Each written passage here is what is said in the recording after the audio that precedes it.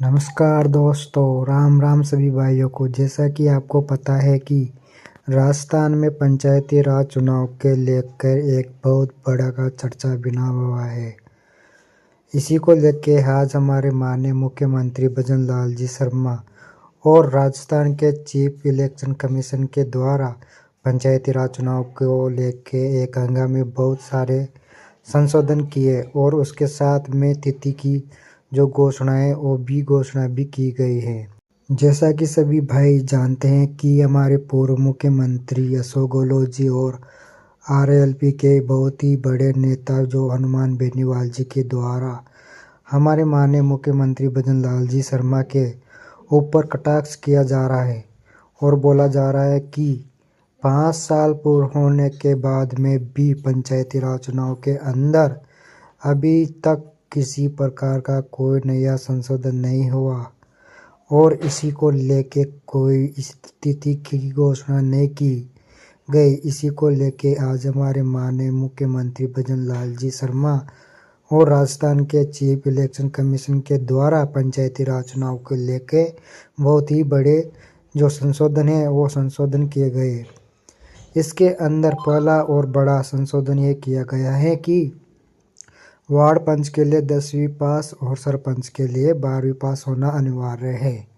और यह जो भी नियम है ये इसलिए निकाला गया है कि वार्ड पंच के लिए 10वीं और सरपंच के लिए 12वीं पास होना अनिवार्य कर दिया गया है, क्योंकि आगामी दिनों के अंदर जो भी वार्ड पंच और सरपंच बनेंगे उनकी योग्यता होना बहुत ही ज़्यादा ज़रूरी है।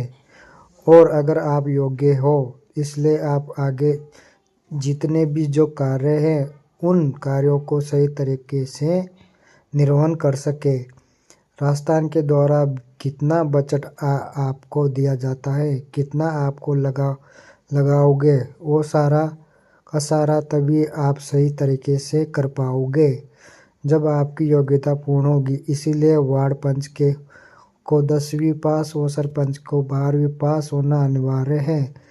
इसके साथ में तिथि को लेके भी बात की गई है। पंचायती राज चुनाव है उनकी तिथि को लेके बोला गया है कि पंचायती राज चुनाव हैं उन चुनावों के अंदर जो भी अभी इस आईआर की प्रक्रिया चल रही है उनकी एसआईआर की प्रक्रिया को जो 12 तारीख को पूर्ण कर दिया जाएगा। उसके बाद में आपकी जो आचार संहिता है उस आचार संहिता की प्रक्रिया है वो आपको शुरू हो जाएगी। 2026 के अंदर जनवरी के अंदर जो चुनाव नहीं जो प्रक्रिया है वो प्रक्रिया संपन्न करवाने की बात उनके द्वारा बोली गई है। अभी ज़्यादा लंबा समय नहीं है कि अब सितंबर के अंदर आपको आचार संहिता और जनवरी के लास्ट तक आपको जो चुनाव है उन चुनाव प्रक्रिया राजस्थान के अंदर देखने को मिलेगी। जैसा सभी भाई जानते हैं कि पिछली 5 साल बेमिसाल के नारे से इलेक्शन करवाए गए थे, लेकिन 5 साल में आपको सरपंच द्वारा, नगर पालिका के चेयरमैन के द्वारा